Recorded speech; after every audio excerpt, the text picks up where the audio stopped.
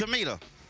All right, folks, today is Wednesday, June 10th, 2020. Coming up at Roland Martin Unfiltered, we're live at Black Lives Matter Plaza. In just a moment, Camila turned that way. The family of George Floyd, Attorney Ben Crump, Senator Kamala Harris, as well as Congresswoman Sheila Jackson Lee are making their way as we speak to the plaza. We're going to talk to them live, an exclusive interview right here on Roland Martin Unfiltered.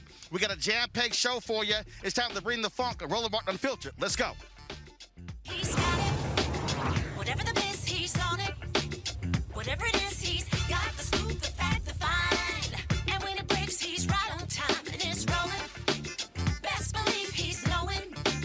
Putting it down from sports to news to politics. With entertainment just for kicks, he's rolling.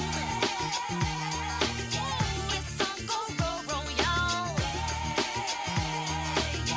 It's Roland Martin, Rolling with Roland now. He's funk, he's fresh, he's real, the best, you know he's Roland Martin now.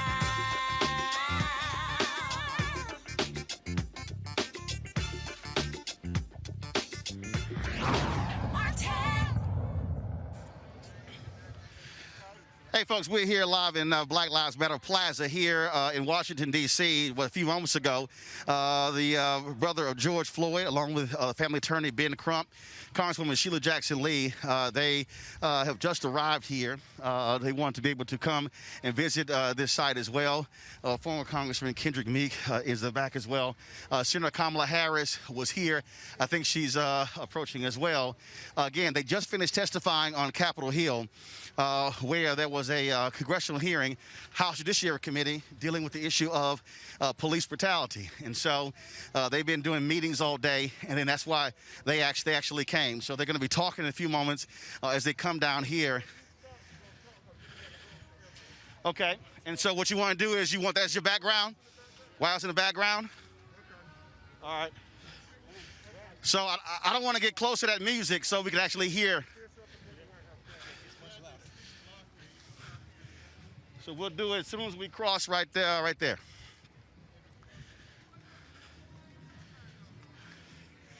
All right, with that music, all that music, we might want to do it. We want to do it right here because all that music. So we'll swing this way. Media, swing around this way. Swing around this way. We're shooting that way.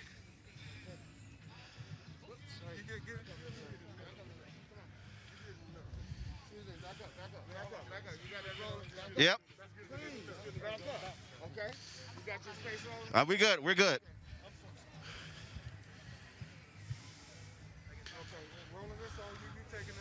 First and foremost, to the Floyd family, why did y'all want to come down here after today's hearing? In memory of my brother, I needed... Speak a little bit louder since we on the media. In memory for my brother, I needed justice for him. So I came to Washington so everybody can hear my voice. Congresswoman Sheila Jackson Lee, House Judiciary Committee at the hearing today. A lot of different conflicting testimony. How important was it for the nation to have that testimony to talk about police brutality? It was a significant and potent moment in history. It was a hearing that gave a wide variety of solutions. The most significant voice was the voice of this dear brother of George Floyd. And I think that no matter what party you were in, you recognize that this is a moment that must change policing from warrior to guardian. He gave us every evidence why the legislation is part of the journey that we must take, and we cannot turn back. There are too many voices that are crying out. And we thank them and Ben Crump, his lovely bride here, his wife, and everyone that came, because they made a significant difference today in that hearing. The record is clear. Ben Crump, we're already seeing lots of changes, different cities voting, New York State voted to open up records as well. And so I can't recall, can you recall any time where you've seen this type of movement in just 2 weeks? Roland, we've been doing this a lot, even before Trayvon, and I've never seen anything like the dynamics after the killing of George Floyd. And I will say this, if we're gonna have the culture and the behavior of police change in America, it has to start at the top. And that's why we came at the request of Sheila Jackson Lee to the United States Congress to tell them that they have to make it mandated across the country all police officers, all police departments have to give equal justice to people like George Floyd because Black Lives Matter. A few hours ago, the White House had a meeting with a number of black Republicans and others talking about race relations. The president still hasn't done a national address. Do you want to hear from him? And if so, what should he say? Sign the bill. Sign the bill. Sign the bill. You know, I will say this, Roland. I was talking to Tesman Figueroa, my political consultant, and the one thing he kept saying, rhetoric is one thing, action is another. Them signing the bill, the Senate passing, they keep calling and offering condolences. Well, you can do something about it. Pass the legislation, pass the George Floyd law. Congresswoman, is it tough enough? You know, should there be more in it? George Floyd would be alive today if that bill was law. We know there are many other things, but that bill exudes Black Lives Matter. All around it, it says no chokehold, in racial profiling, in the fact that you do not hold police officers accountable. You can't be denied your civil rights. You must wear across the nation, you must wear your body camera. You can't say you left it in the car. If all of that, and then you have a duty to intervene. Those other 3 officers, they would have had to do something other than think about what was going on. George Floyd would have been alive today if he had not been profiled, if he had not been a chokehold, and there had not been the factor in someone's mindset, oh, you know what, I can't be held accountable. That's what this bill does. It puts you in your track, but on the same time, it starts at the front. Recruiting, diversity, accreditation, and defining what excessive force really is considered. And so you know that you're wrong. Yes, it has the elements, but it's not the end. It is not even the beginning. But it is something that puts a stop sign up for what happened to our dear brother who was killed on the streets of America as an innocent man. He did not deserve to be murdered. Black lives do matter. If it passes the House and goes to the Senate, Mitch McConnell doesn't even bring it up, should that be a referendum for anybody voting on a senator in November? Well, I think if you're not going to be committed to civil rights and civil liberties and saving lives, then that is a litmus test for your election. There's just no other doubt about it. Ben Crump, last question for you, for me. Corporations all of a sudden speaking out, making statements, and now reassessing themselves. What more should they do? A statement is one thing, but should they be looking at black board members, black executives, minority supplier development? That's really what's tangible. Exactly, Roland Martin. Corporations, elected leaders, people who say they want to make a difference, your actions speak so loud, we need not hear your words. Fortune 500 companies, this is an opportunity for you to give scholarships at historically black colleges and universities in the name of George Floyd to let people know that his legacy is alive and well. That's right. And so right now, we're gonna go and walk down by the church, and we're gonna ask everybody to put their fists in the sky, get them up and raise them high. As we remember George Floyd Jr., his brother called him Perry, y'all. Get your fist. As I stand here as well in the name of the Congressional Black Caucus, 55 members strong, including 2 members of the United States Senate, that said that they will not stop until this bill gets passed. They wrote it. We wrote it together.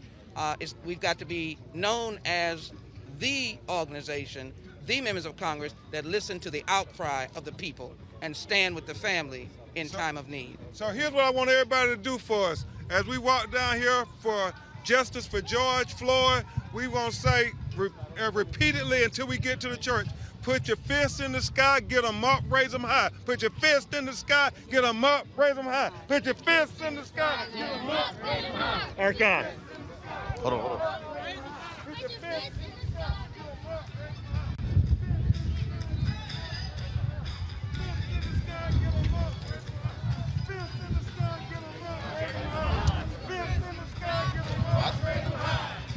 I got it. Back up, keep moving, keep moving, keep moving. Cable. Back up faster, please.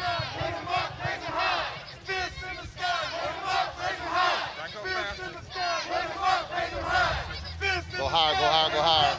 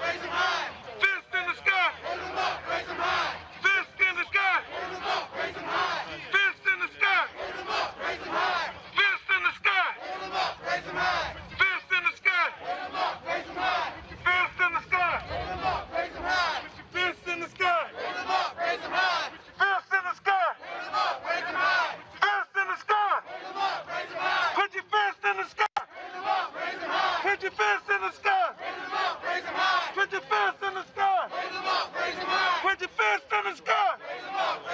Put your fist in the sky. Put your fist in the sky. Put your fist in the sky. Put your fist in the sky. Put your fist in the sky. Put your fist in the sky. Put your fist in the sky. Put your fist in the sky. Put your fist in the sky. Put your fist in the sky. Put your fist in the sky. Fist in the sky. Fist in the sky. Fist in the sky. Fist in the sky. Fist in the sky. Fist in the sky.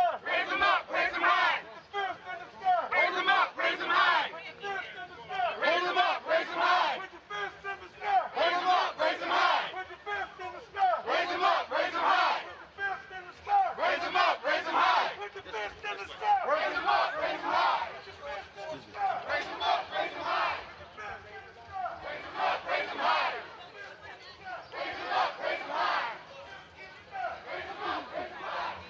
Come on.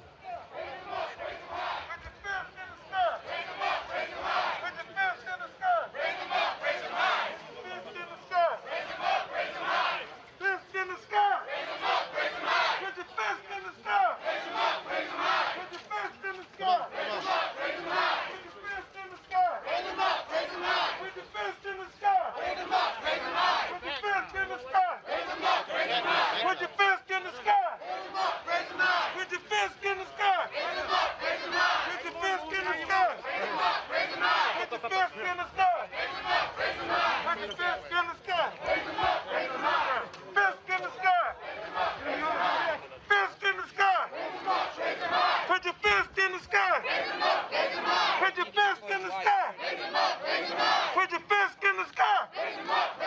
Put your fist in the sky. Put your fist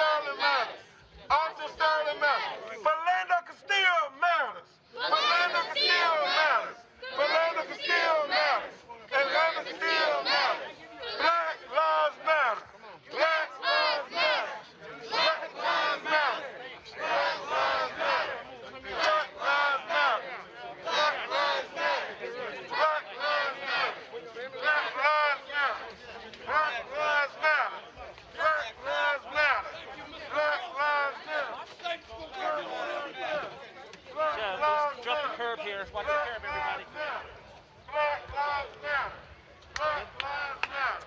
All right, folks, so we're here again. White House is behind us. So again, White House behind us. And so the family of George Floyd with attorney Ben Crump, they have finished the protest here. They want to be able to come down here and again stand with the protesters out here as they've been out here for quite some time. And so that's it for us. We're going to head back into the studio for the rest of the show. We're going to go to a commercial break right now.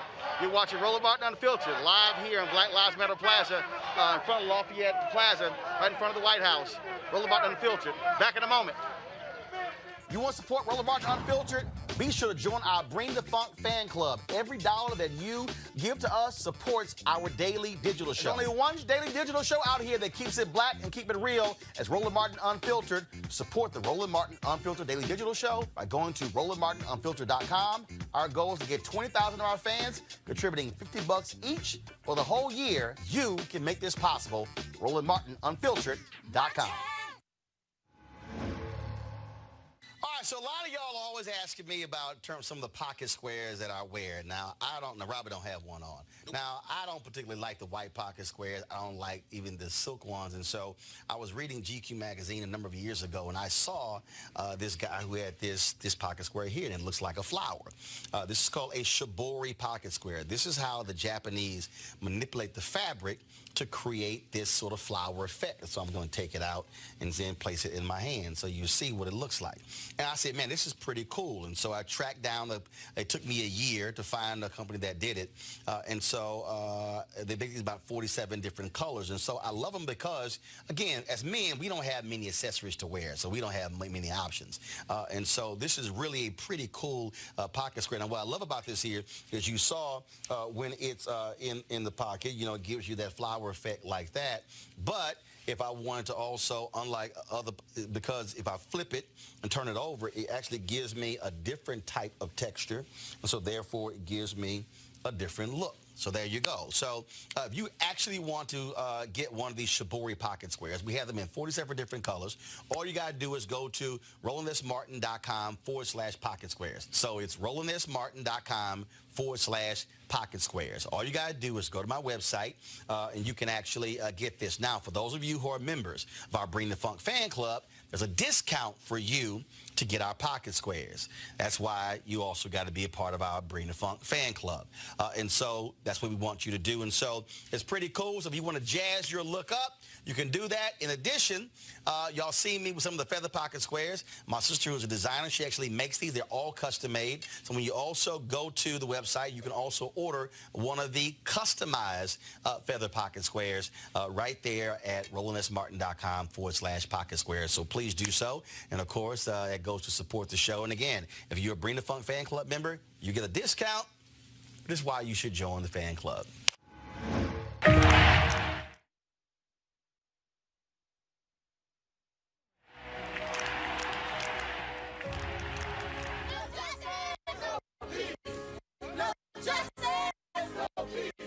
These are not acts of peaceful protest.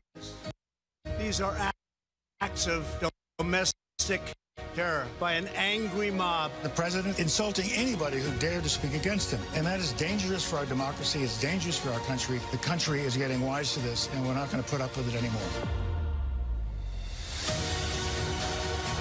There is a change in mindset that's taking place, a greater recognition that we can do better.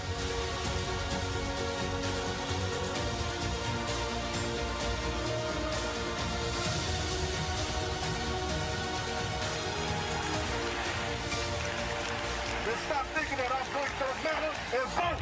What's his name?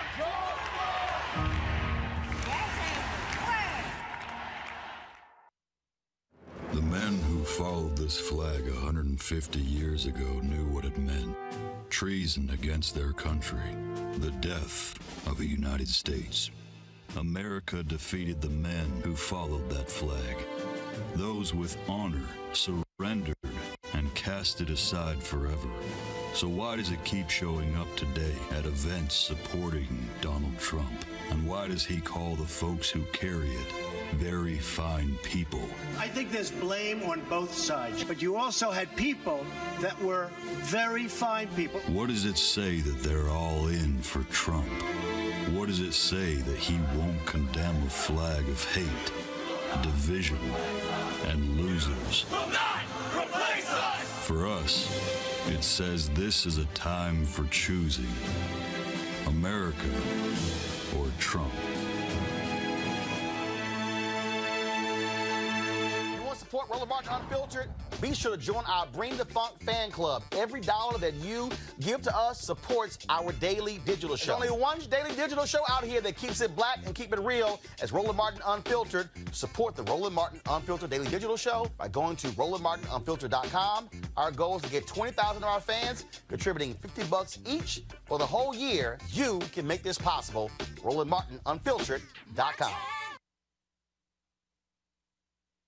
You want to support Roland Martin Unfiltered? Be sure to join our Bring the Funk fan club. Every dollar that you give to us supports our daily digital show. There's only one daily digital show out here that keeps it black and keep it real as Roland Martin Unfiltered. Support the Roland Martin Unfiltered daily digital show by going to RolandMartinUnfiltered.com. Our goal is to get 20,000 of our fans contributing $50 each for the whole year. You can make this possible. RolandMartinUnfiltered.com.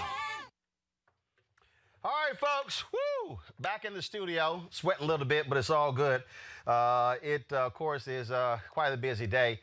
We're literally located right at the corner of 16th and K, and so we're certainly glad to be able to step out there and cover the story as well. It has been quite a busy day. Before, as we said out there, they were testifying on Capitol Hill with regards to police brutality. Here's a roundup of the testimony today.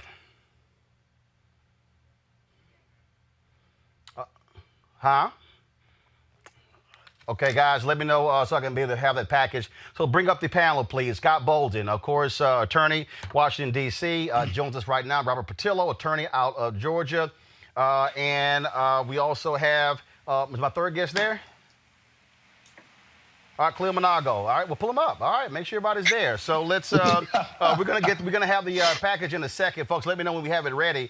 Bottom line, the point I made out there, Scott, I can't recall a moment in my lifetime where we have seen this much movement on police accountability in 2 weeks. I mean, George Floyd was murdered 2 weeks ago Monday. Well, I think you're absolutely right. And it's not just the power of the video of George Floyd because he was not resisting. I think the police in the peaceful protest demonstrated to black folks and white folks and brown folks that there's something fundamentally wrong with the police department and police officers, black, white, yellow, or brown. You saw at a time when the police could have demonstrated restraint and their professionalism. And what did we see? We saw the police brutalizing people in New York, in D.C., in Buffalo, New York, in New York City. And you saw cities and governors and mayors firing police officers within hours of those video protests, and even police officers being charged. That's power. They weren't abusing just black people who were anarchists or who were looting. They were abusing people who were black and white. They pushed a 75-year-old man down. And this president argued that he may have been a plant for Antifa. It makes no sense. And corporations and big law firms like mine are no more in denial, but are owning to be better, and that Black Lives Matter, and that there are two Americas. White corporations and white America are admitting there's two Americas, one black and one white, and that's really what you see unfolding. It's got to last. You're going to see legislation, but also you're going to see whether we can have a discussion now, a fearless one on race, racism, and reconciliation. I certainly hope so. You're an attorney. Have you seen anything like this, and the speed in which things are moving? You talking to me, Robert? Scott? Robert. Roland. I think what we're seeing right now is the Me Too movement for American racism, because just as we saw in Me Too, every organization got shook down to its bones once they realized that their day of reckoning had come for the way that they had treated women for decades, if not centuries. And what this video did, what this kind of Kairos moment that we're in has articulated, is that Me Too moment for American racism. Because the reason companies are acting so quickly is because they wanted to keep the attention off of them and their racist policies and their racist actions over the years, and try to throw money at it and get you to pay attention to the police. The reason municipalities are doing the same thing is, if they have you protesting, only protesting against the police, you're not going to look at their racist policies and redlining and housing discrimination, the allocation of resources. So what we're saying is this moment of reckoning, as America has to come to terms with everything that it has done to people, to black people in this country since 1619, when we first got off of those boats, and realizing they have to come to terms with that. So the fact that things are moving this fast is a result of a confluence of issues, everything from COVID-19, the quarantines, 40 million people suddenly being unemployed and having nothing else to do but show up at marches and protests, schools being out, every high school and elementary school in the country for the most part, and it was not in every large city, those students are home and they're able to protest, colleges releasing early, not having college graduations, not having proms this year, a pent-up anger and anxiety in this nation and a feeling that something needs to change. This is a 1968 moment, but it may be bigger than 1968. This is a moment where the entire nation is on fire at one time, when you have the multiple movements coming together in the name of George Floyd, but so much deeper of a level. He is the martyr in this situation. He is the touchstone. He is the straw that broke the camel's back. But let's remember, the reason the camel's back broke is because there were a million straws underneath it. So this may have been what set it off, but this has been simmering in America for years and for generations, and it's about time that we finally stood up as a people and realized that folks who say they have power over us do not. The old chant we used to do in marches, the people united will never be defeated. We see what happens when the people are united. Corporate America, the political apparatus moves, they move quickly, and we have to keep this heat up, because just as Sheila Jackson Lee said, and just as you were discussing on the street, we have not seen what the Republican plan is on this. They put Tim Scott in charge of of drafting their proposals.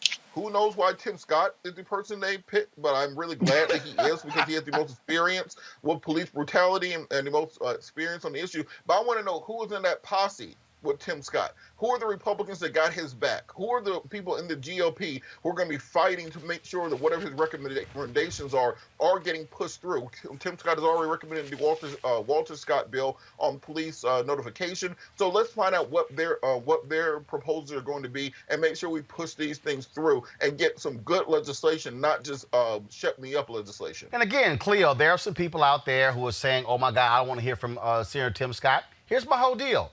I want to see what you put up. Let's see what it looks like. Let's see if the bill that Senator Tim Scott puts up is more aggressive than what the Congressional Black Caucus and the House Democrats put up. So I'll give you the benefit of the doubt, but I want to see what you're going to put up first. But here's the deal. The Democrats have put down the marker. It better be equal or stronger than what they put on the table, Cleo. Well, I kind of doubt if Tim Scott's going to put up something that's equal or stronger. But as you said, we will see. But I just want to echo how much I agree with Robert's, what he just said a moment ago. I completely agree. And also, I just want to reiterate that we have not seen anything like this before. And I think it's important to deconstruct the factors. We haven't had a pandemic before. We haven't had young people not being able to go to school before. We haven't had social restrictions before. And I think these are all factors leading to so many people being on the street, because I'm feeling like it's all very surreal, because George Floyd's murder was not a new phenomenon. We've seen it before, and we've seen video of straight up murders, Philando Castile, et cetera, right on tape. And this kind of reaction didn't occur. But Cleo, this was a different video. I mean, the reality is this was different in that, I mean, yes, we've seen other cases, but I think this was a different video. This hit people a different way, to watch an officer callously put his hands in his pocket and sit on this man for nearly 10 minutes. Well, I must admit, I have yet to see the George Floyd murder. Well, I'm telling you. But I did see the Walter Scott murder. Yeah, but I remember how callous the cop was and how he very casually pulled out his gun and murdered another human being and looked at his wrist like it was no big deal. And to me, that was extremely callous as well, just like the murder of Tamir Rice was callous. But no, I don't have the advantage of having seen George Floyd's murder because I didn't want to have to live with that because I already have rage and frustration because of all the other murders that went without any type of justice. So I didn't see it. Well, so I'm going to tell you right now, that's why this is hitting differently. That's why you're seeing the reaction. You got to watch it. Because to see that video at that 17-year-old black woman recorded for 8 minutes and 46 seconds, to see this cop, to see the three other cops just standing around and to see him hands in his pocket like it's no big deal. He's yelling, gasping for air. The crowd is saying the man can't breathe. That's why this has hit different. Today, folks. So you don't think that all the cofactors like COVID? No. And social restrictions? No, it's that video. No. Look, in terms of the people showing up in the streets, I don't agree with that. No, I don't. I think, obviously, here's the deal. You had COVID, you got coronavirus. People are actually, Ellie Mistel with The Nation put a piece out. People are putting their lives on the line by going out and protesting. So I don't think people are like, hey, guess what? We can now go out and protest. And there were people, particularly white people, who are complaining about COVID-19, who are out in the streets resisting the restrictions before George Floyd was murdered.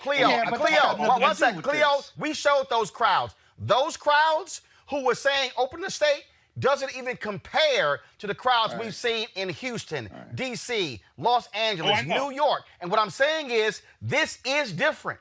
There's no doubt about it. Today on Capitol Hill, there was testimony by the House Judiciary Committee. The Floyd family spoke, as well as other folks as well. Let's go and hear some of what they had to say.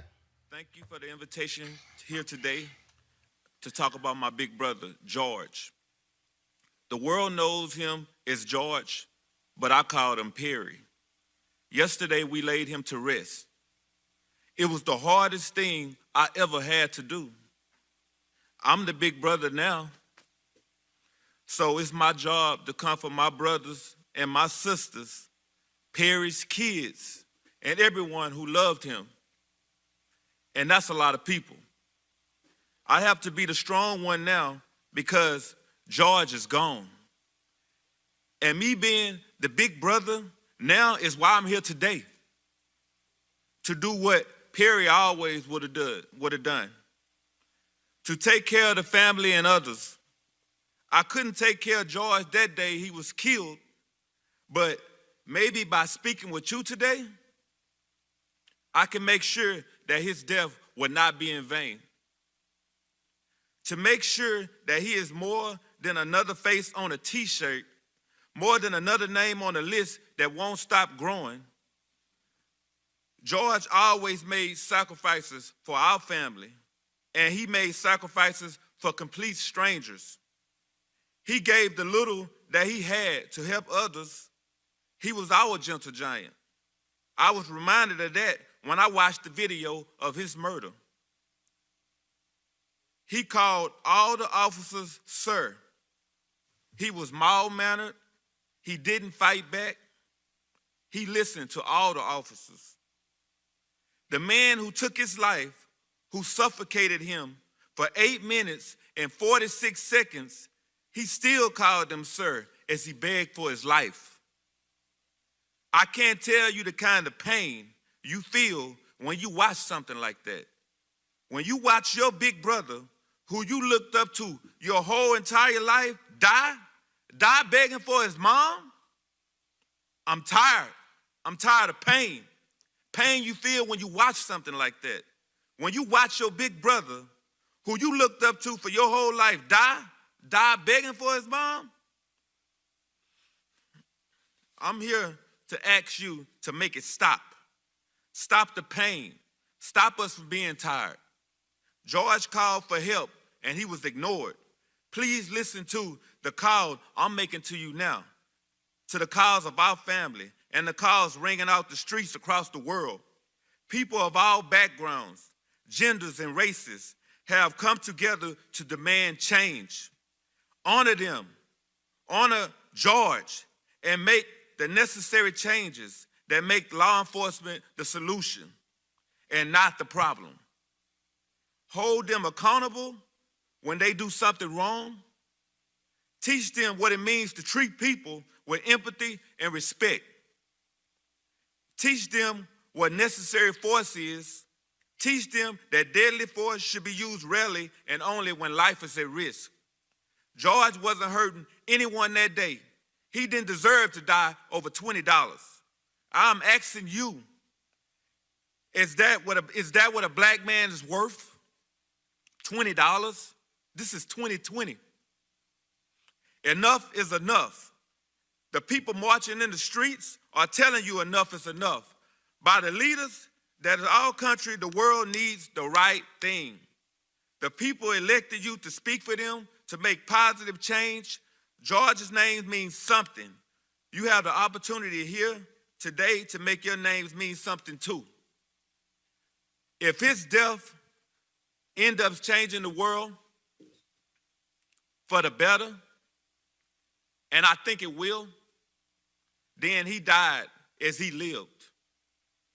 It is on you to make sure his death is not in vain.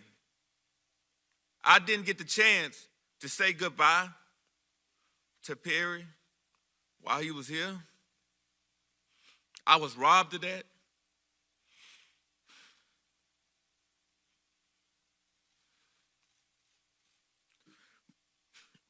But I know he's looking down at us now. Perry, look up at what you did. Big brother, you changed the world. Thank you for everything, for taking care of us on earth, for taking care of us now. I hope you found mama and you can rest in peace with power. Thank you. Last week, the Leadership Conference and more than 400 civil rights organizations sent a letter to Congress to move us forward on a path of true accountability. The recommendations included the following. 1, create a national necessary standard on the use of force. 2, prohibit racial profiling, including robust data collection. 3, ban the use of chokeholds and other restraint maneuvers. 4, end the militarization of policing. 5, prohibit the use of no-knock warrants, especially in drug cases. 6, strengthen federal accountability systems and increase the Justice Department's authority to prosecute officers that engage in misconduct. 7, create a national police misconduct registry. And 8, end qualified immunity. The Leadership Conference was pleased to learn that the Justice and Policing Act, introduced Monday by both members of the House of Representatives and the Senate, reflects much of this accountability framework. On Monday, I introduced, along with Chairman Nadler and more than 200 members of Congress, H.R. 7120, the Justice and Policing Act. This bold, transformative legislation would help reimagine the culture of policing while holding accountable those officers who failed to uphold the ethic of serving and protecting their communities. I know later, when we do a markup, we will entertain an amendment to change the name of the legislation in honor of George Floyd. If this had been a law last year, George Floyd would be alive because chokeholds would be banned. Breonna Taylor would be alive because no-knock warrants for drugs would be banned. Tamir Rice would have graduated high school this May because the officer that killed him, had been fired from a nearby department, and he lied on his application. But this legislation calls for a national registry, so that would not have happened, and Tamir Rice would have graduated high school. I want to begin by stating that the prospect of defunding and or dismantling police forces across the country is one of the most unwise, irresponsible proposals by American politicians in our nation's history, and makes absolutely no sense at all, at least to me. I believe it is nothing short of the politicizing of current social events in an effort to garner votes during this election season. I also believe that it's a reactionary measure that can and will result in short and long-term damage to American society, particularly in our inner city and urban communities. Most of the systems that we are talking about were determined why we police, how we police, where we police, were constructed in the 40s, 50s, and 60s, and they were actually constructed to enforce Jim Crow and other discriminatory practices. In other words, this committee should acknowledge The nation needs to acknowledge that our policing systems are in fact not broken. They are doing what they were actually designed to do. To understand this hard truth is to recognize that this system cannot be reformed, it must be reconstructed. It also means that the demand for policing reform should not require an indictment against all police. In fact, it is our hope that our brothers and sisters who wear the badge will not only embrace this moment, but will join this movement and become a part of the change that is needed.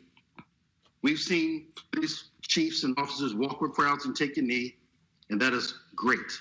We now need them to take a stance and stand with the community as we reconstruct this unjust system.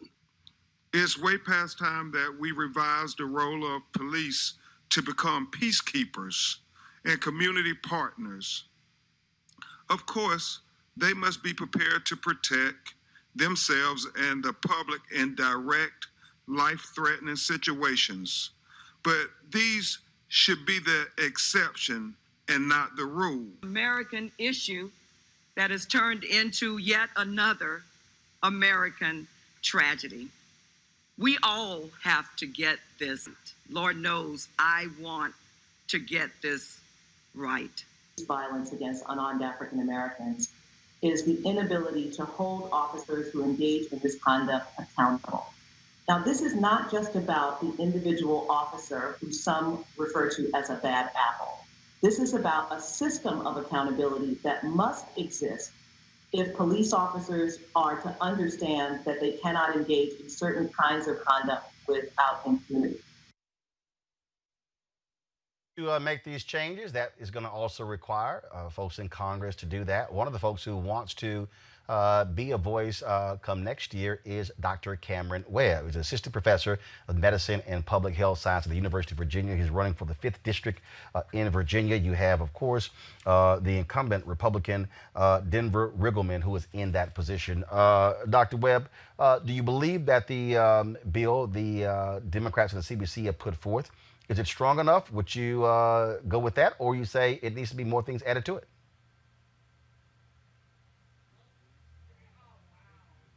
Looks like I think the Skype. I think it's certainly the right starting point.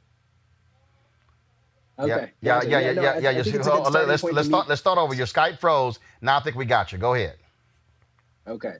What I was saying was I think that it's a good starting point to meet the moment that we're in right now. You know, certainly speaking to issues of accountability, speaking to issues of training, speaking to this notion of lynching and modernizing that concept so that it speaks to the atrocities that we've seen lately. And also, I think finally, it just speaks to this idea of more data transparency so that we know who the officers are who are the most problematic. And so I think that it meets some of the current concerns in terms of kind of overhauling our criminal justice system, particularly when it pertains to policing. It falls short of that, but I think it does a lot to address the issues that we've seen most recently. And I don't want us to be chasing our tails, but I think this is really important legislation for us to meet the moment we're in right now.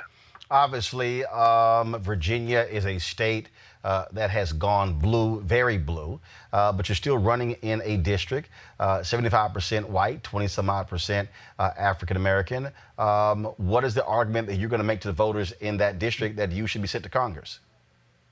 Well, I mean, honestly, I think there are everyday kitchen table issues that voters in this district care deeply about. Those are issues of education, issues of healthcare, issues of income inequality, access to jobs, issues of criminal justice reform.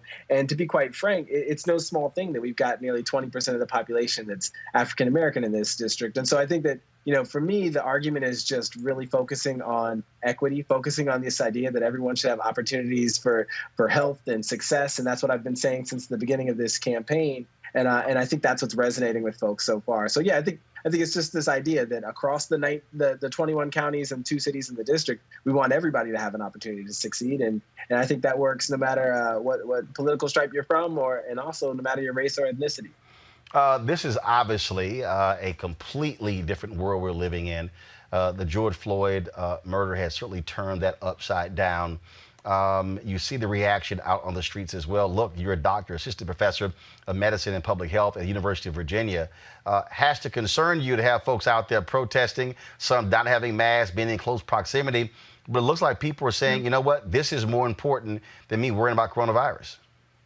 Yeah, and I know you've had some of my colleagues here from UVA on the show, Dr. Ebony Hilton, my wife, Dr. Leanne Webb, my colleague, Dr. Tyson Bell. I think we all kind of have been saying similar things, that yes, there's a public health crisis all across this country. We're talking about COVID-19 every day, but the public health crisis of Black men dying at the hands of kind of law enforcement officers, or dying at the hands of citizens who take the law into their own hands, I think that's an enormous public health crisis as well. And so you can't let this crisis go to waste. We can't miss this moment to advocate for change. And so, I'm full-throated in my support of the demonstrations. What I just tell folks all the time is how to do that as safely as possible. Certainly wearing masks, using your signs so you're not chanting as much, even though that's a hard thing to do in demonstrations, maintaining that 6 feet distance, even though we're not seeing that all the time. And what I always tell people is at the end of it, because we're seeing more testing available in the community, go get tested for COVID after you've been out demonstrating, because I think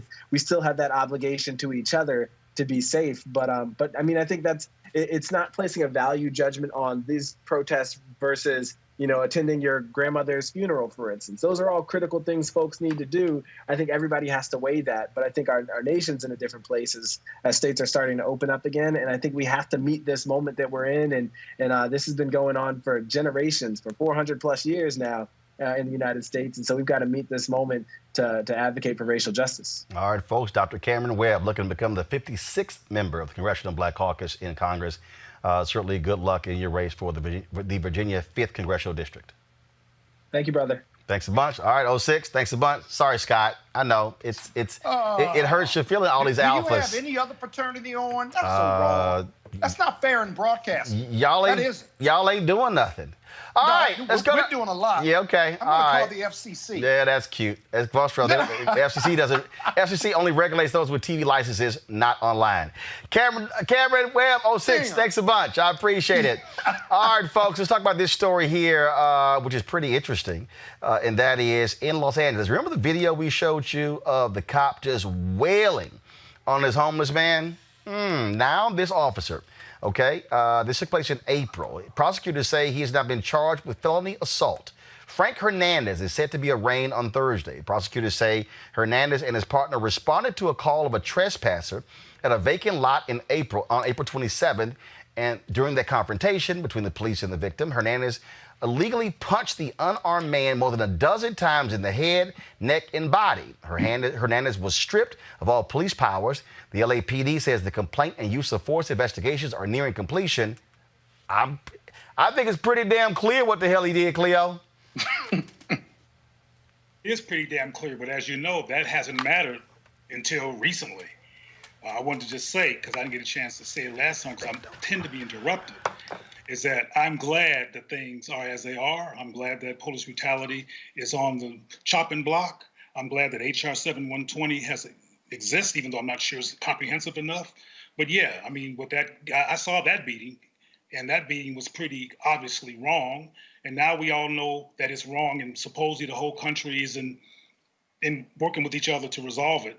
But I still say that it wasn't for Trump being as ridiculous as he is, COVID locking folks up, and unemployment and people's personal frustrations, the crowds would be so big. But I'm glad they're big. Whatever it's going to take to save Black lives, I'm down with it.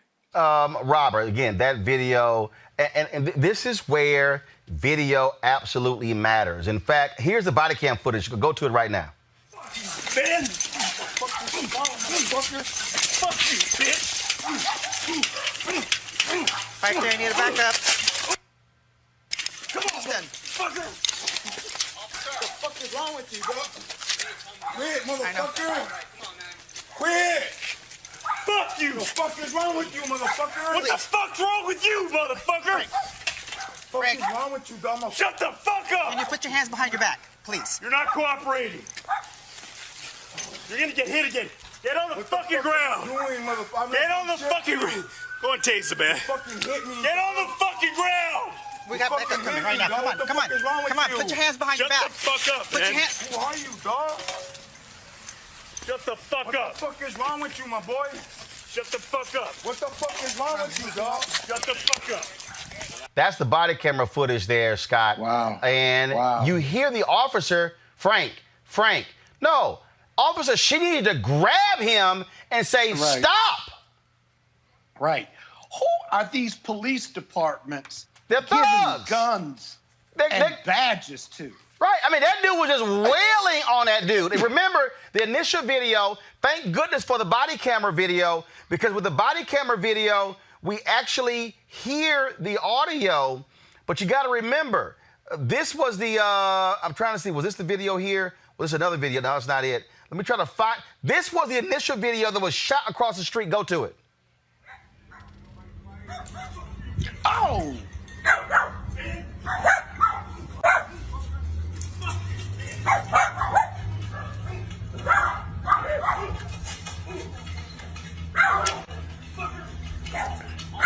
Now you saw right there, keep the video going. So you saw where the officer grabs his shade, throws it on the ground, he keeps wailing, and the female officer, she's just standing back, just like, all right, I'm not gonna get involved in this. And so now you gotta see a chance to see both of those videos. Scott, these are the kind of thugs you got out there. I'm sorry. Immediate firing. Investigation is near the completion. This was April 27th. I'm shocked. I've never seen that video. Yeah. We ran it when it happened. It was a street fight. It wasn't a cop with a badge and a gun and the American flag. It was a street fight. He just went into street fight mode. The guy couldn't get on the ground because he was getting his butt kicked and hit in the back of the head. What is this?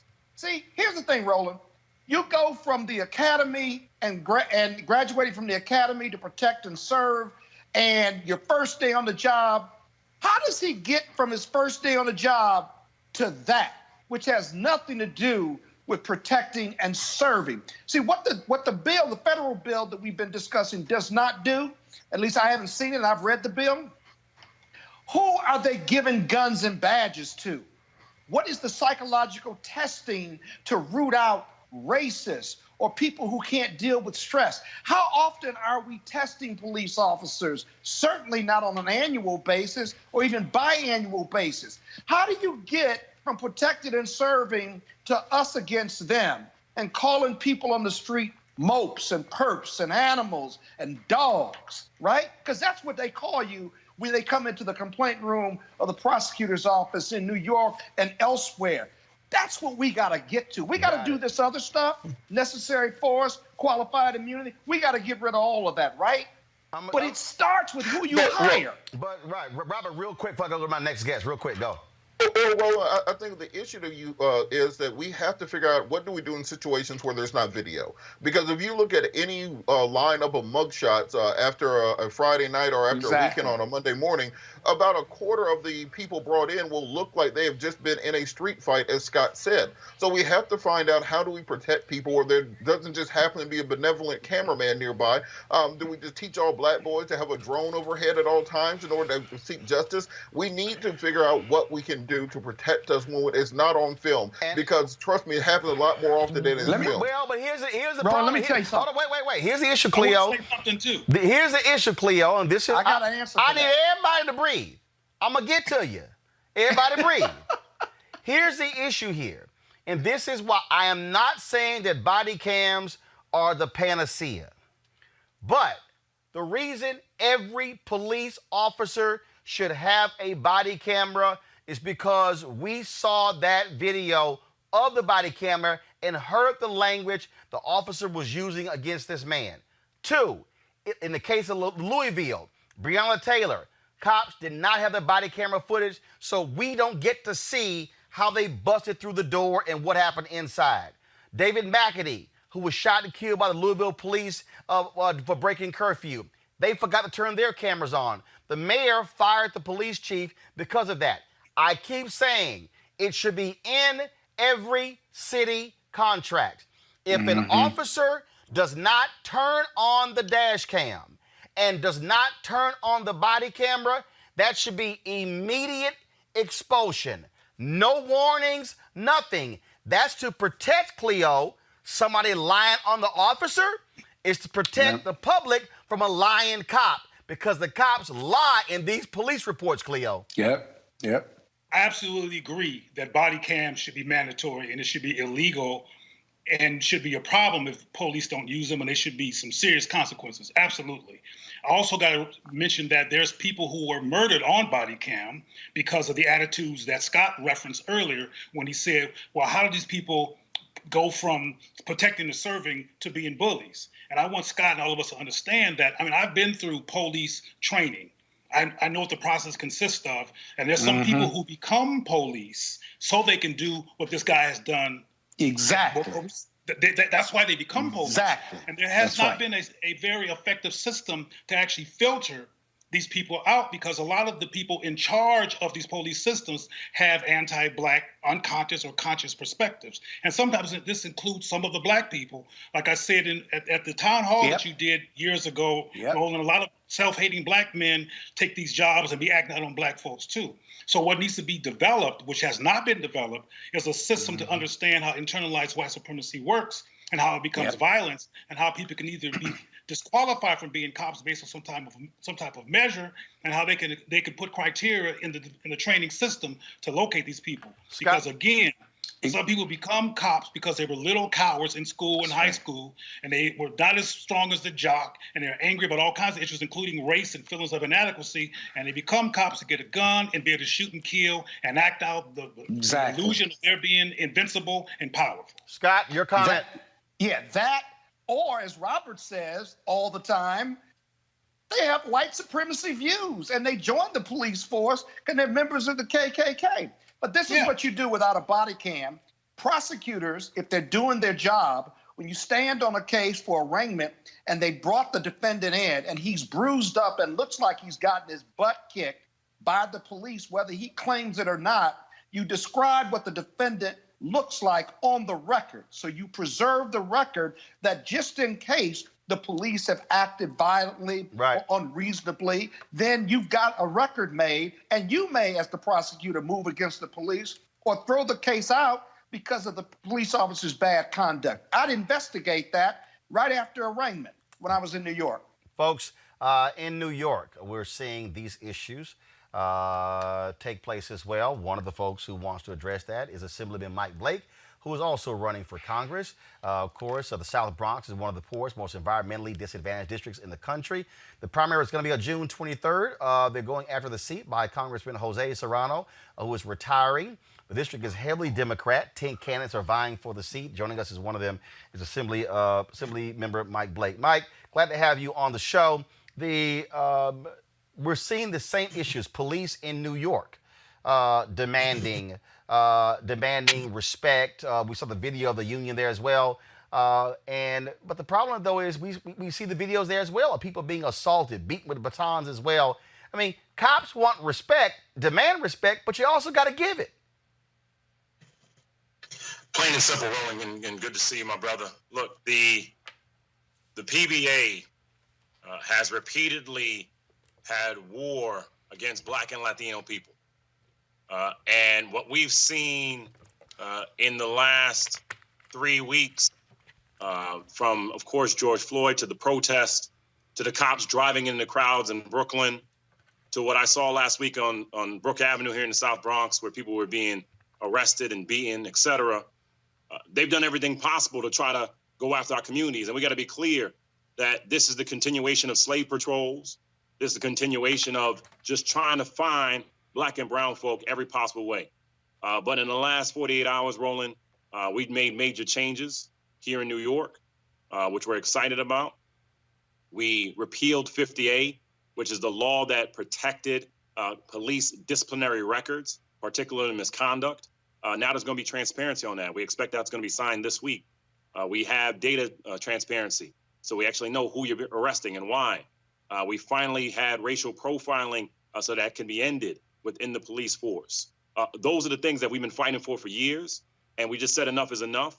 And people were protesting as they should, and we salute that. But our job as electeds to make sure to change the laws, and we did that too.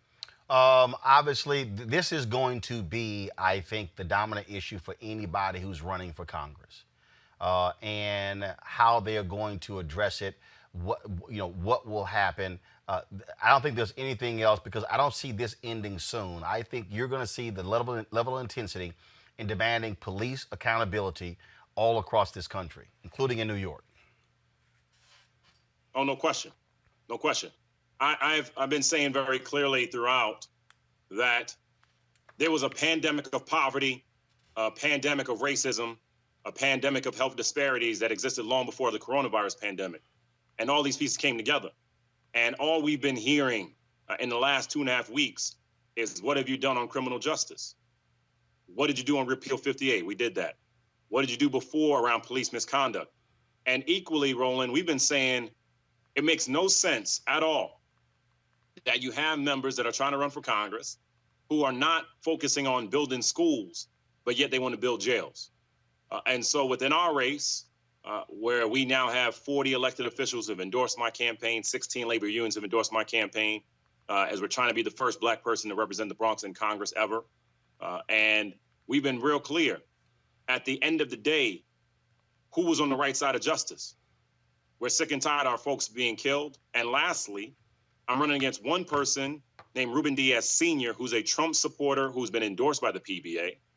And on the other side, a gentleman named Richie Torres, who funded and supported the effort for 1,300 officers to be hired in 2015, but is now saying we should defund the cops.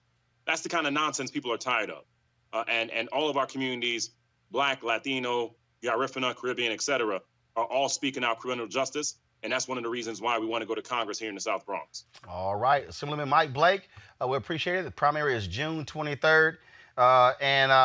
Scott, I know it hurts your feelings. Don't do it. Don't say it.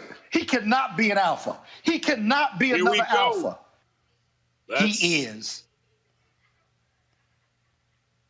Oh, Late for Congress. All right, Mike. 06, take care. I know it hurting your feelings. I know it's hurting your feelings. I'm sorry. Everybody ain't able. I keep trying to tell you, there are fraternities and there are youth groups. You are part of a youth group. All right, y'all. We got to go to a break. We come back. We're going to talk with the prosecutor in Prince George's County about a hate crime bill in the state of Maryland. That's one of the things we're going to talk about. Second, we're going to talk about Donald Trump. First of all, we're going to talk about Donald Trump. Y'all, guess where and when he is going to do his first rally since coronavirus? Tulsa, Oklahoma, on Juneteenth. Yeah, we're going to talk about that. And we're also going to talk about Georgia, how despicable things were in Georgia yesterday when it came to voting. Oh, Raynard Jackson, I ain't forgot about your punk ass. I'm going to deal with you too on Roland Martin Unfiltered. Back in a moment. You want to support Roland Martin Unfiltered? Be sure to join our Bring the Funk fan club. Every dollar that you give to us supports our daily digital show. There's only one daily digital show out here that keeps it black and keep it real as Roland Martin Unfiltered. Support the Roland Martin Unfiltered daily digital show by going to RolandMartinUnfiltered.com. Our goal is to get 20,000 of our fans contributing $50 each for the whole year. You can make this possible. RolandMartinUnfiltered.com. Oh God, yesterday was actually an abomination voting in Georgia. Long lines. Folks could not even finish voting in some places until 12:30. Robert Patillo, you in Georgia. What the hell? You got the Secretary of State trying to say, Congressman Doug Collins trying to say, oh, it's those Democrat counties. They were the problem. Others say it was the Republicans who were in charge. What happened in Georgia? Well, what happened is exactly what we expected to happen in Georgia, which is a complete and utter disaster of biblical proportions. Let's remember that after the 2018 race, where Stacey Abrams lost by primarily because of voter suppression and issues with collecting ballots throughout the state of Georgia spent $104 million on new voting machines through the state, which had not been updated since after the Bush v. Gore election in the year 2000.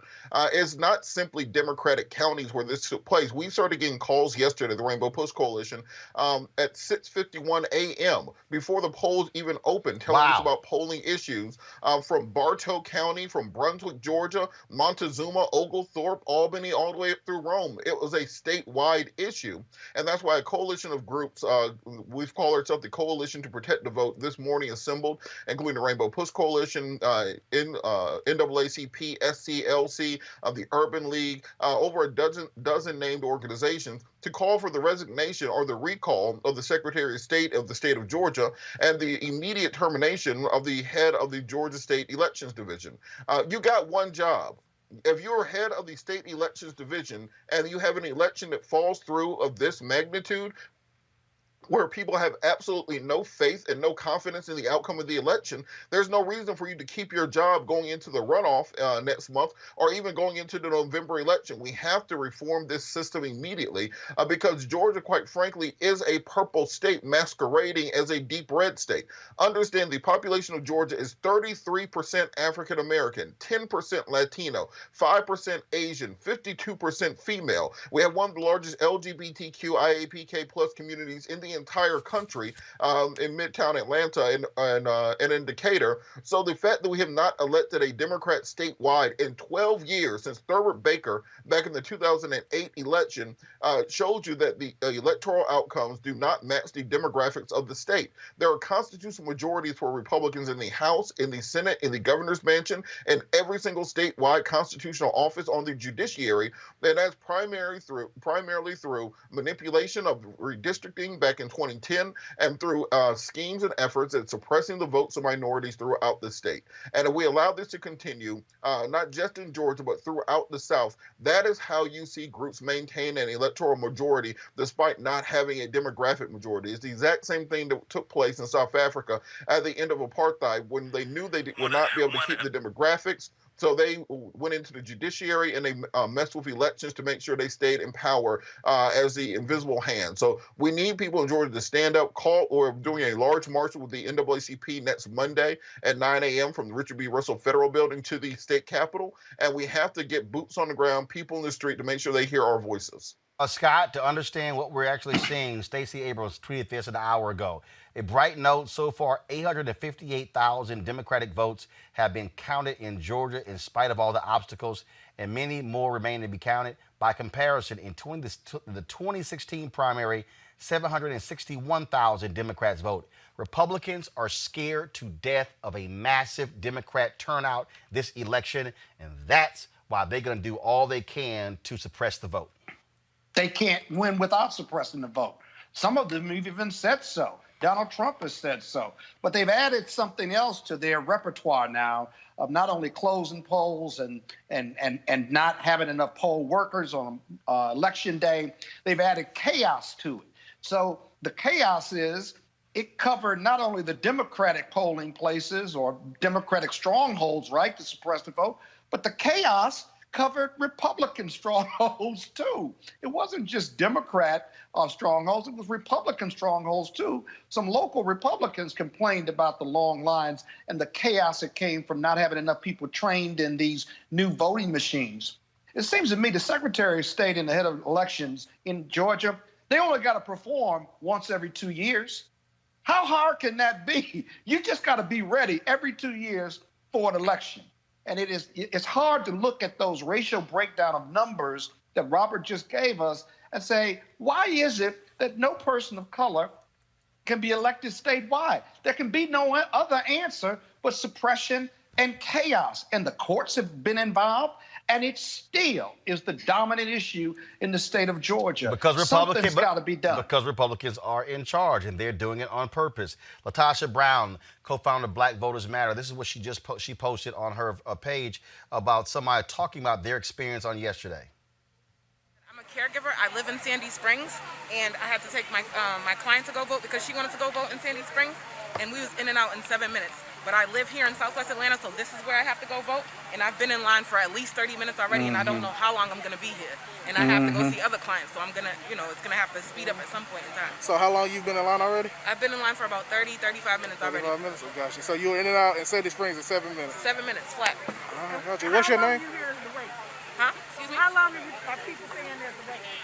People are saying that they're waiting for like about 2 hours, an hour. The line's not really moving. I've been here for 35 minutes, and I've been in the same spot. Thank you so much. Thank you. I'm a caregiver. I live in Sandy Springs, and I had to take my... All right, come back, y'all. We played it once, Cleo Monago. She said, white part of town, 7 minutes.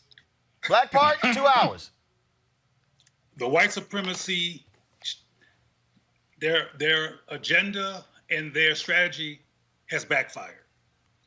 They put Trump in office in response, in my opinion, to Obama and Michelle and the blatant contradiction to the allegation at white is supreme, and they want to resolve that with Donald Trump, and they have lost. And frankly, nature, COVID, if you will, or I don't know if it's nature or man-made, but the bottom line is that these social issues have helped them to lose.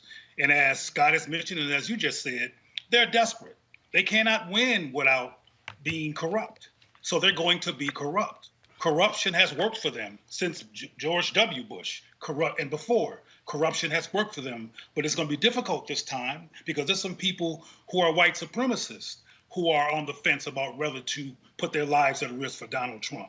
So it's going to be very interesting to see how all this blows out, and I'll be convinced in terms of which side to believe is going to win later. I'm still not convinced that there's enough white people who are humane enough to make things happen on a decent level. But the bottom line is their strategy backfired. And one of the good things about what Georgia showed us as a case study is that people are coming out to vote.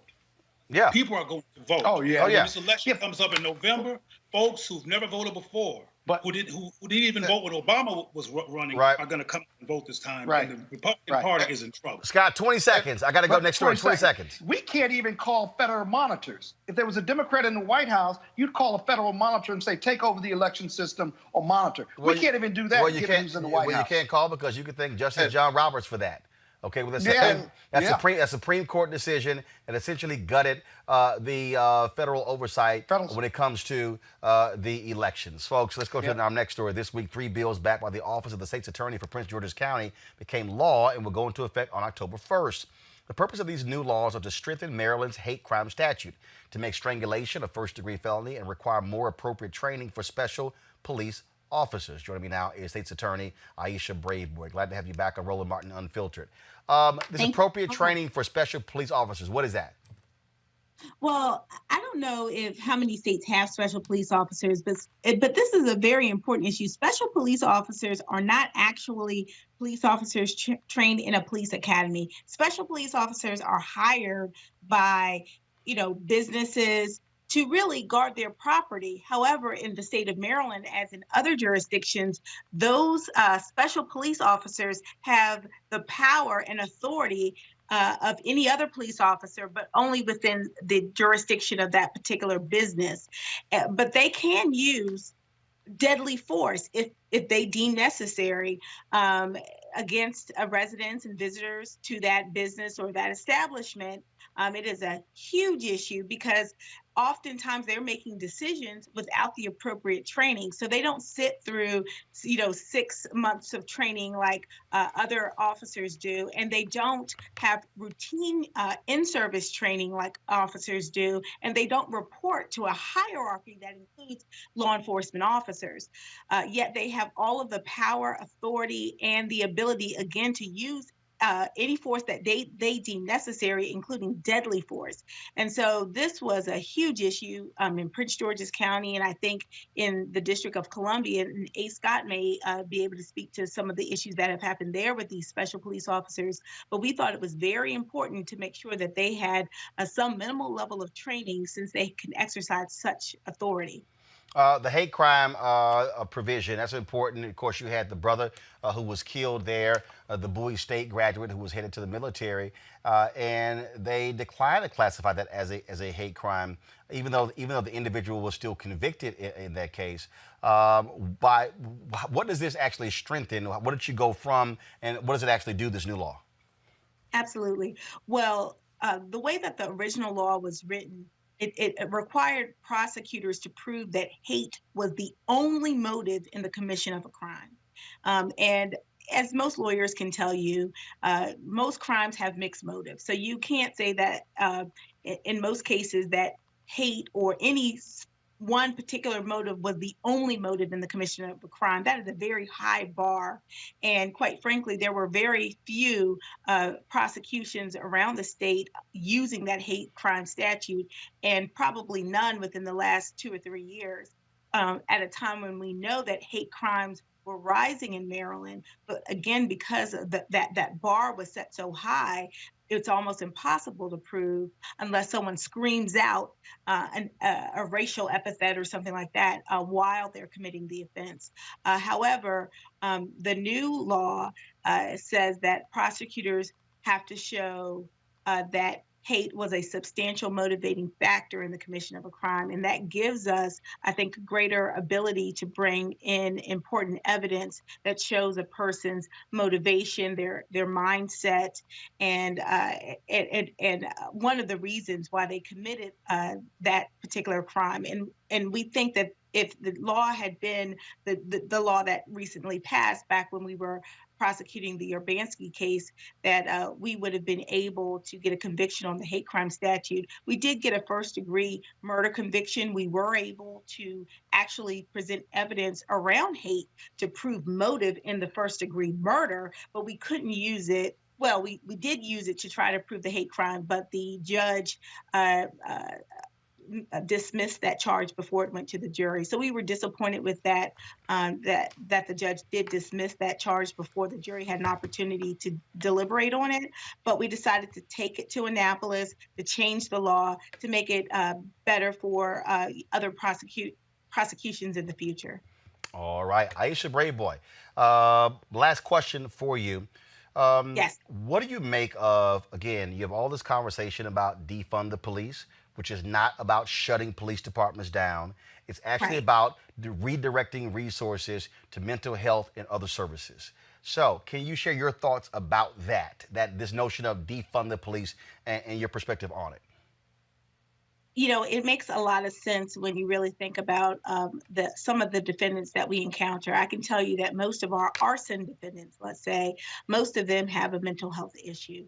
And so, you know, it would be more helpful for them to be directed to mental health services than the court system, because when that case comes to the prosecutor's office, you know, we have a job to do. We have to seek justice for our victims.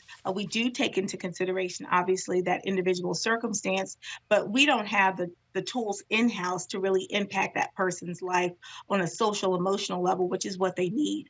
In addition to that, when I look at what we're doing around youth diversion, my office took a proactive stance on young people. We don't want to prosecute our young people unless we absolutely have to. And so we've been diverting young people into community-based programs, counseling service, and others.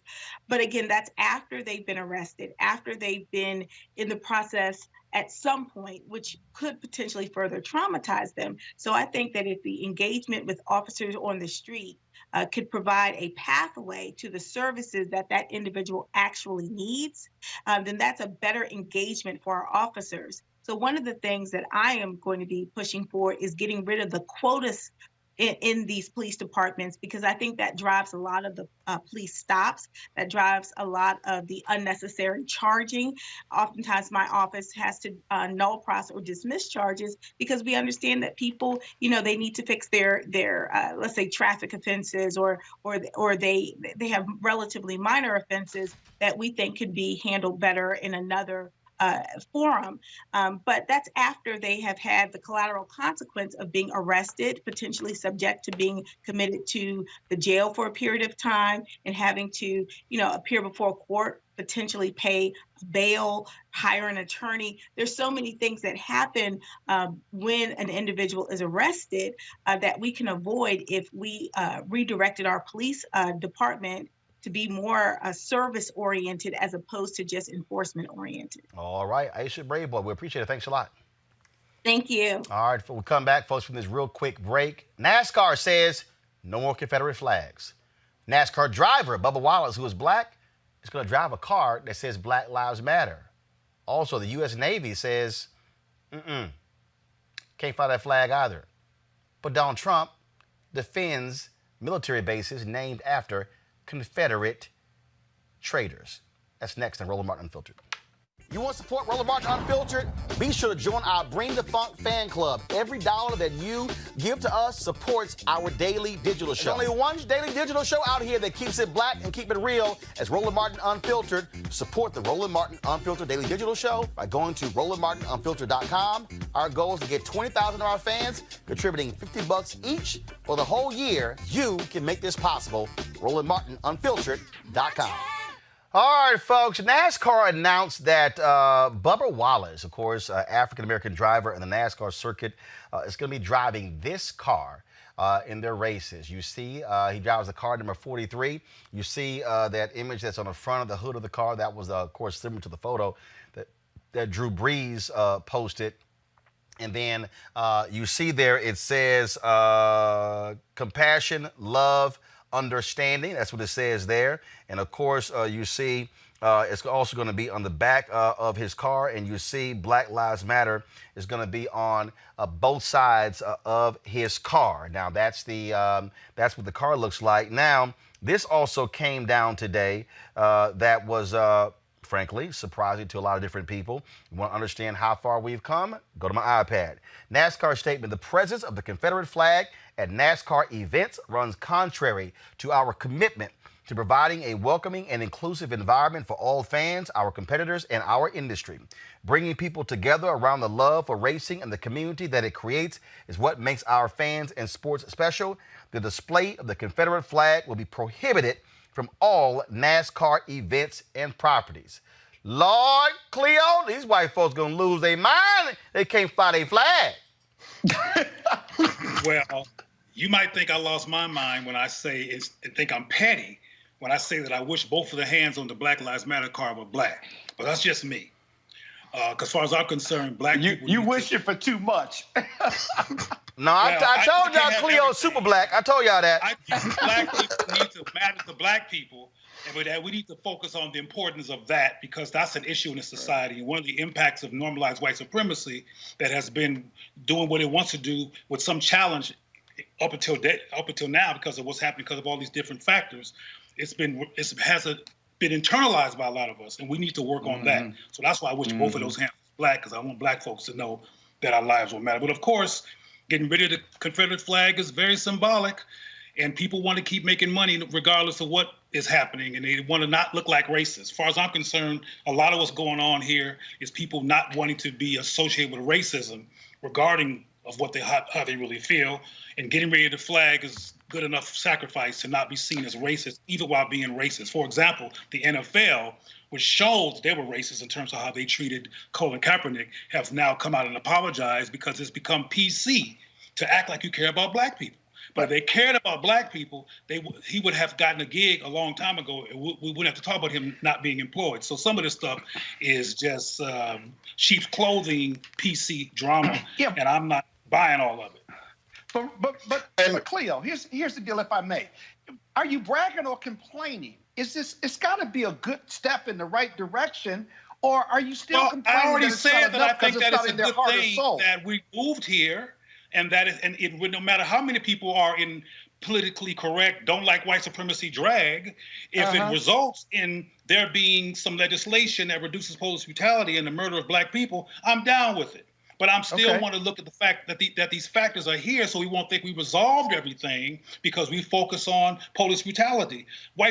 Robert mentioned earlier about these corporations who are joining, I'm paraphrasing, but who are acting like they're part of the Black Lives Movement because they want people they want a deflection from their own racism. Well, in fact, even Roland has talked about CNN and other networks who are ran predominantly by white people who are acting like they care about Black Lives Matter because it's politically correct right now to act that way.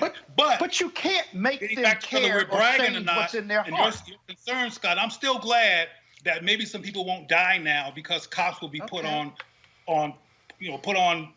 notice that they can't do this anymore. That's a good thing. Robert? But it's...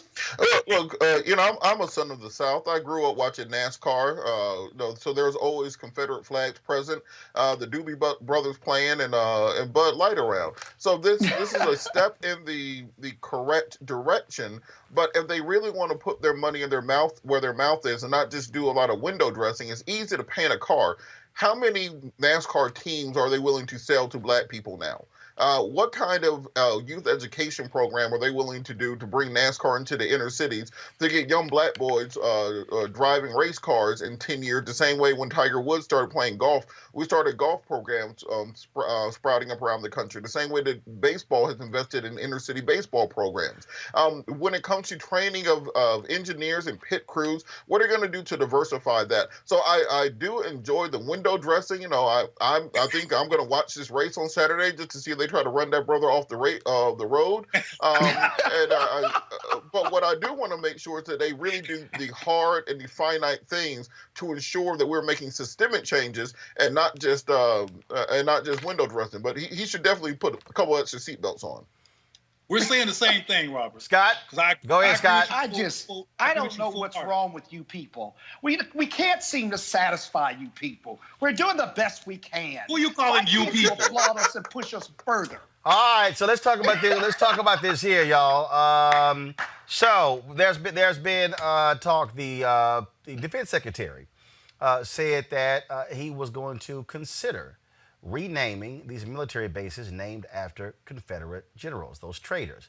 The New York Times had published an article on Memorial Day weekend talking about these military bases and how they are memorials to Confederate traitors. Within the Pentagon, spokesmen of the conservatives were tweeting about how they felt that was inappropriate for the New York Times to write that story on Memorial Day weekend. So it's like, okay, don't write it today, but let's write it some other time. Gotcha. So guess what Agent Orange did? Go to my iPad. This is what Donald Trump tweeted today. It has been suggested that we should rename as many as 10 of our legendary military bases, such as Fort Bragg in North Carolina, Fort Hood in Texas, Fort Benning in Georgia, etc. These monumental and very powerful bases have become part of a great American heritage and a history of winning, victory, and freedom. The United States of America trained and deployed our heroes on these hallowed grounds and won 2 world wars. Therefore, my administration would not even consider the renaming of these magnificent and fabled military installations. Our history as the greatest nation in the world would not be tampered with. Respect our military. Now, here's what is so interesting. This idiot is talking about how the hallowed grounds and they fought in World War II. You know, the bases where black soldiers couldn't go. The bases where black soldiers were segregated during World War I and World War II. Isn't it amazing? This idiot has no understanding of any of this, but actually he does because he's appealing to white supremacy. Mm-hmm. He's appealing to those white voters. That's why the group of Republicans, the Never Trumpers with the Lincoln Project, produced this ad. The men who followed this flag 150 years ago knew what it meant. Treason against their country. The death of the United States. America defeated the men who followed that flag. Those with honor surrendered and cast it aside forever. So why does it keep showing up today at events supporting Donald Trump? And why does he call the folks who carry it very fine people? I think there's blame on both sides, but you also had people that were very fine people. What does it say that they're all in for Trump? What does it say that he won't condemn a flag of hate, division, and losers? For us, it says this is a time for choosing America or Trump.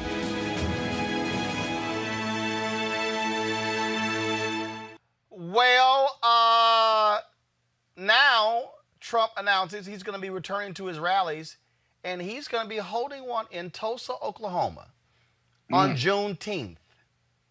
This is also the 99th anniversary of the Tulsa race riots. Cleo, I got a feeling his ass is going to be met with one of the biggest Juneteenth protests he's ever seen. Well, let's hope so. I got a feeling that's going to happen. You got to give Trump credit for consistently being ridiculous and insane and irrational, but making America great again simultaneously. You know, you got to give it to him. And he's chosen one of the most powerful places in this country in terms of Black history to do what he's doing, because he's trying to rev up Black votes. I mean, this is obvious what he's trying to do, and we'll see what happens. But everybody's not going to be resisting Donald Trump. Now, the people who are going to resist him might be loud enough to drown out anybody else, but there's going to be some people who are going to welcome Donald Trump because he's the president of the United States, and he's not going to be booed by everyone. But, of course, I think it's ridiculous. He's going to get a welcome. The same dude who is supporting white supremacists is going to Tulsa, Oklahoma, to ground zero for some of the most powerful Black success in this country historically. Go on, Trump. Got to give it to him. He's consistently ridiculous. Well, look, Roland, I think to Cleo's note, I think that if he's doing this, it may be an opportunity for him to really announce a large policy. We've been asking for the last week, what's the Republican plan? What's the Republican policy to address police brutality, to address racial inequalities? How are we going to hit these issues head on? So this would be the perfect time for Trump to announce that he's going to take Bob Johnson's plan and announce reparations for Black folks. So if he does that in Tulsa, Oklahoma, then, then MAGA 2020, by all means. So if that's what he's planning on doing, then I think he should go ahead and do it. It'll be a great symbolism. I think Bob Johnson said 14 trillion. I'll bump that up to maybe 24 trillion, and I'll wait for the check. Well, he's so desperate he might try something like that. Are your guests talking about, Roland? Are they First serious? of all, well, Scott, he's being facetious, obviously. Oh, now make I'm your damn sorry. point. See, you sorry. Kappas can't process information. I process enough. We need to have the largest turnout of Black Lives Matter, whether you're a member or not of Black people at that rally, protesting outside with mask on, if he's going to do that. That is just purely racist and insane. Well, speaking of being insane, today at the White House, Donald Trump called some of his Black flunkies. Oh, this is going to be good. And one of them is Republican, Black conservative. Your boy. Raynard Jackson. So, y'all, I'm going to play for y'all what Raynard actually said today. Watch this. My name is Raynard Jackson. Thank you, Mr. President. Thank you, Daryl, for inviting us to this roundtable here. I'm from St. Louis, originally live here in Virginia. But what I'd like to say to you, Mr. President, is kind of off the beaten path. I'd like to say to all the media assembled here that I wish they would quit lying about what you've done specifically for the Black community. So you got radical liberal journalists like Joy Reid from MSNBC, Don Lemon from CNN, Roland Martin, who are putting more poison into the Black community than any drug dealer, who are killing more Black folks than any white person with a sheet over their face. How are they doing it? Spreading these lies about the economy you had, Mr. President, before the virus was a continuation of Obama. That's just factually not true. I have a degree in accounting. I keep up with the economy. They're lying. So to all these folks on MSNBC, CNN, Roland Martin, what, you're afraid to have real Black Republicans who know what the hell they're talking about? If you want to know the truth, if you want us to dissect the Obama economy, let's do it. And I think, Mr. President, your record will win the debate. Thank you. Thank you very much. And it's interesting you say that, but you go down a list of criminal justice reform and all of the things we've done, opportunity zones, the best unemployment rate in the history just before the plague came in. And it's going to be back again soon. I think it's going to be back again a lot sooner than people think. I think last. Raynard, bring your ass. Bring your ass. Now, y'all, we've been calling Raynard since this video came out. First, he wasn't returning the phone calls. Then, all of a sudden, we called him, and then his assistant responds by saying he's still at the White House in meetings. Now, we all know he lying. Matter of fact,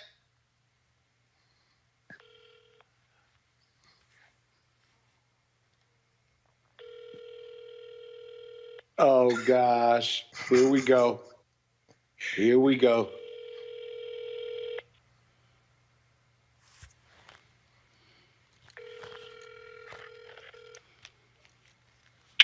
Your call has been forwarded to an automatic voice message system. Raynard Jackson Is not available. At the tone, please record your message. When you have finished recording, you may hang up or press 1 for more options. So I hear you decide to mention my name twice at the White House, but why are you conveniently avoiding my phone calls and that of my booker, Raynard? Since you so grown and bold talking trash at the White House, why don't you bring your ass on Roland Martin Unfiltered and let's actually talk about what you're talking about? Maybe you scared to come on my show after I wore your ass out on TV One when you lied about the political action donors to your committee. Oh yeah, you remember that? Remember when you said you had thousands of donors to your PAC and it was a lie and it was essentially funded by the Mercer family? Oh yeah.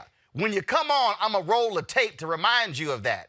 And so since you also want to talk about folks who don't have the facts on the economy, when did the economic resurgence start in America?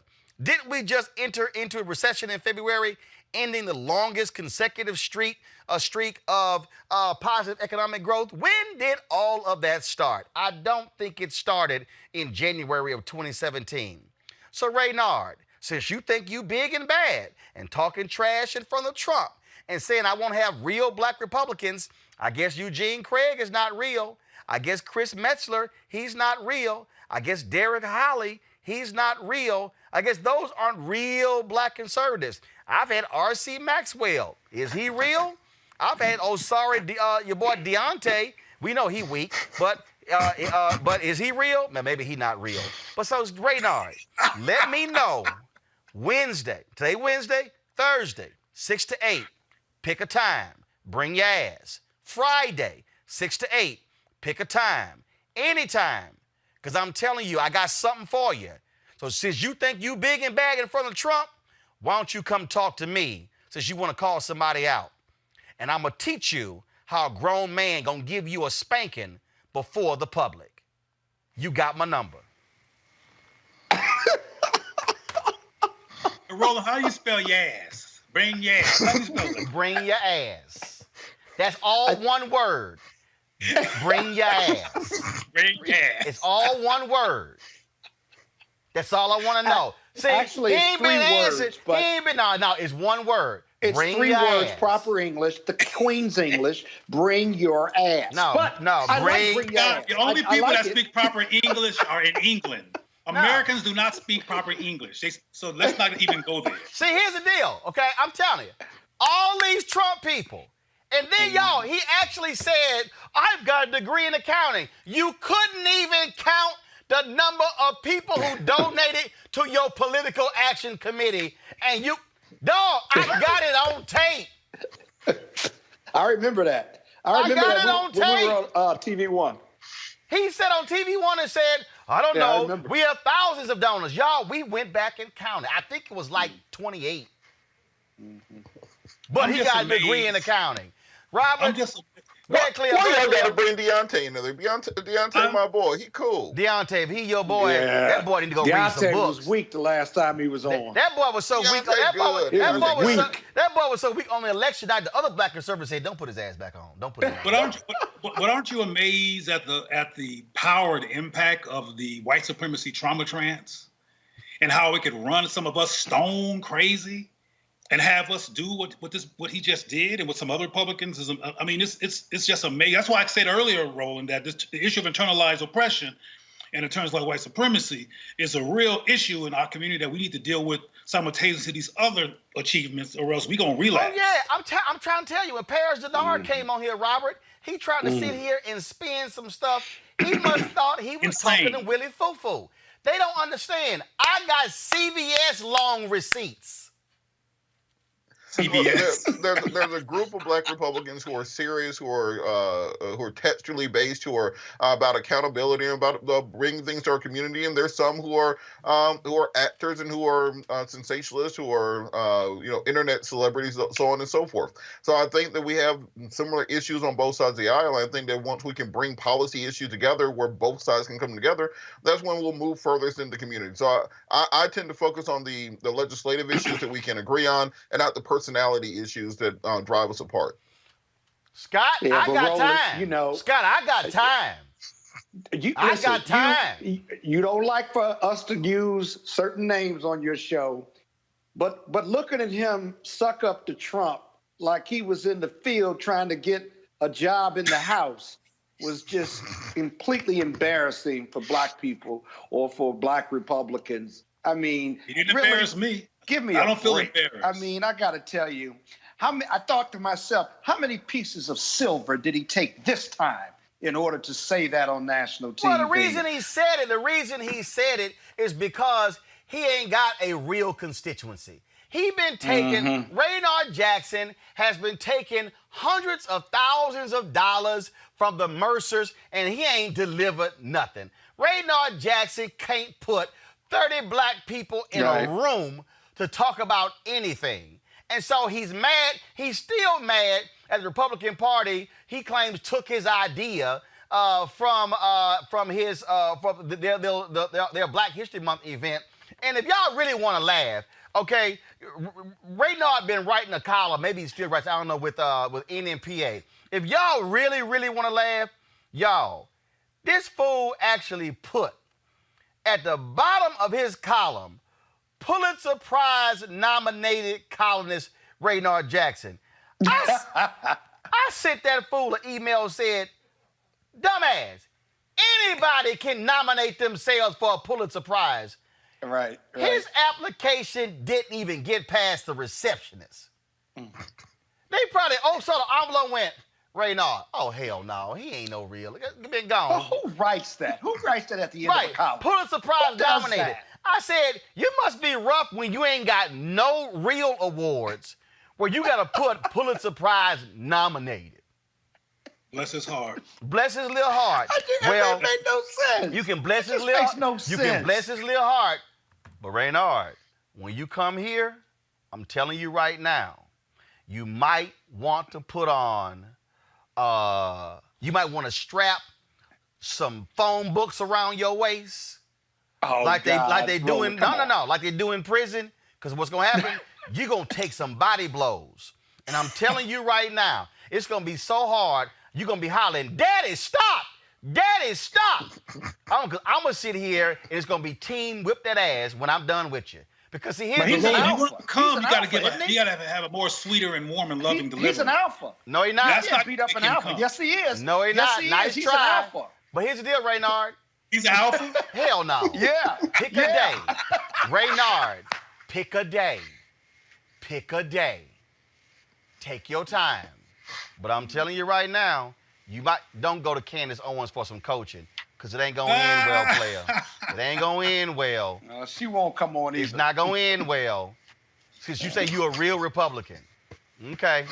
Bro, their job is not rational engagement. Their job is not to address black people who can actually take what they say and evaluate it and make it ridiculous. Their job is to do exactly what they do. They're to put some rhetoric out in the culture to make us second guess ourselves as black people. I'm here 5 days a week. Second guess our rational behavior. That's their job. 5 days a week. But look, if they're going to be around the table speaking to the president, maybe we should have conversations with them about delivering the actual message of our community to the people in power. I think there's the ability to articulate our community, Robert. Raynard Jackson not talking to black folks in the community. Robert, let me tell you what Raynard's recognized game. Raynard is a grifter. Yes. We showed the data. The Mercers have given him more than $400,000 for his Black Political Action Committee, and the biggest expenditure was his salary. He's a grifter, and that's why he was at the table. But again, Raynard, I'm here 5 days a week, Monday through Friday, 6 to 8 p.m. Eastern. We talk to your assistant. Let me know which hour you want tomorrow. Because matter of fact, I'll give you an hour, but it ain't going to take an hour. Because you know what? After about 4 minutes, you're going to be screaming for your mama and your daddy when I'm done with you. I'll be waiting. I'll be waiting. All right. Aren't you worried about defaming him, though? No. I mean, I'll defend you, but come on, you Scott. called him a grifter. You told me you're going to whip his ass. Are you okay? I'm very well. I'm very well. But all I know is rolling out at the White House, man. Show me what you did with all the money you got from the Mercers. But again, he sat on my show and lied publicly. The man with a accounting degree said he had thousands of donors. I think he had about 20 or 30. Yeah, I think I was on the show that day. I don't know 20 or 30 equal thousands. But I'll be more than happy to entertain Raynard Jackson.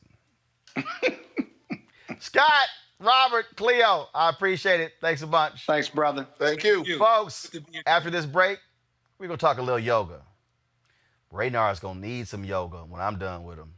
That's next on Roland Martin Unfiltered. You want to support Roland Martin Unfiltered? Be sure to join our Bring the Funk fan club. Every dollar that you give to us supports our daily digital show. There's only one daily digital show out here that keeps it black and keep it real as Roland Martin Unfiltered. Support the Roland Martin Unfiltered daily digital show by going to RolandMartinUnfiltered.com. Our goal is to get 20,000 of our fans contributing $50 each for the whole year. You can make this possible. RolandMartinUnfiltered.com. All right, y'all. A number of studies have shown that yoga may help reduce stress and anxiety. I think cussing folks out does it. And enhance your mood, and overall sense of well-being.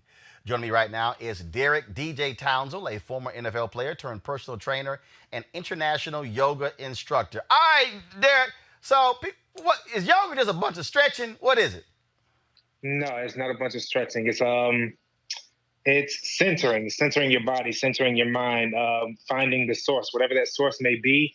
If it's God, if it's Allah, finding that source within yourself through stretching. But it's a lot deeper than that once you actually get into it and understand what you're doing and how you're pretty much activating different energy systems in your body and bringing it all together with movement and breath. So it's for me, it's prayer, it's therapy, it's exercise. So it's so many different things than just stretching. So you got a lot of Christians who say, "Oh, I'm not doing that yoga thing, and that's like against my faith." I see you start laughing. Well, I get that a lot, and especially in our community. But what I tell them is, once they realize and do the research and find out that yoga actually started in Egypt, ancient Egypt, and then traveled to India, then they start to realize, okay, this is a practice that was actually started by us. So you got to do your research. You can't just, just because it's something you don't know about doesn't mean that it should be automatically written off. So how do you start? Okay, so like where do you start? I mean, look, you got classes, but also, you got online stuff on social media, DVDs. So if somebody out there is saying, you know what, I really want to be able to get into yoga, where do they start? You start by going to a studio, and if that's something, if you need the one-on-one in-person experience, then you go to a studio. Reach out to local yogis. There's a million of them on Instagram and social media now. Or you can start, how I started was on YouTube. So I just looked up beginner yoga videos and just started following along, 20 minutes a day for about 6 months until I felt comfortable enough to go out on my own and do my own practice and then go from there. So there's way too many resources, and Google's our best friend. We can find anything we want on Google. So something that's good for your body and your mind and your spirit can be found on Google as well. And I'll be honest with you. It does center you and just calm everything down. Like a lot of times I have difficulty going to sleep because my mind is just racing with thoughts and work, and if I want to write something and projects. And I have this DVD of Rodney Yee.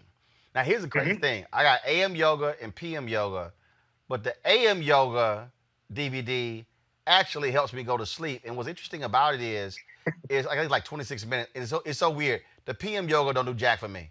But the AM yoga one completely slows me down. And if I finish that and immediately get up and go right in the bed, it doesn't take me long to go to sleep. Because I'm telling you, it just completely just shuts everything down and completely slows you down and puts you right into that state of mind.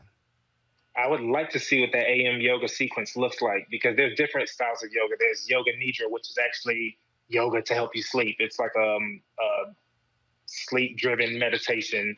Then there's restorative yoga, where it's a lot more gentle and it's for, restoring the muscles. Then there's, the more physical yoga, which is what I mainly practice. But I mean, it just depends on which route you want to take. There's so many different styles out there, especially now with, you know, the westernization of yoga taking so many forms to, you know, earn money. You know, they've come up with so many different ways to market it. All right, man. Well, first of all, where can people reach out to you? Where can they get more information?